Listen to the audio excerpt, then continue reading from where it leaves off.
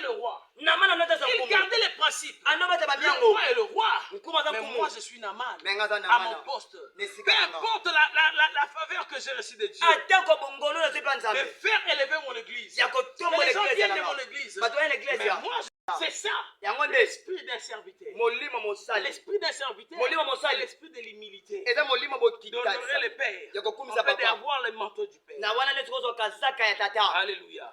La petite fille était partie. Quand il a parlé à Naaman, Naaman a dit, sa femme quand il lui a parlé, Naaman a dit, on va partir. Naaman, c'est l'image de l'orgueil de la vie, comme j'avais dit.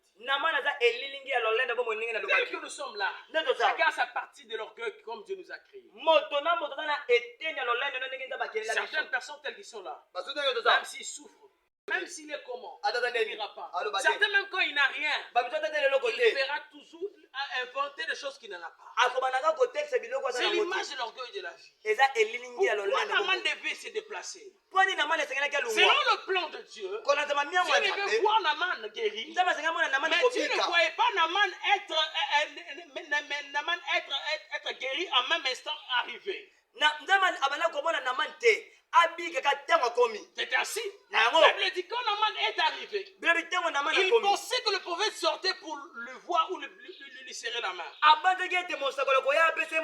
Agiter son esprit pour le guérir. Lui donner quelques prophéties.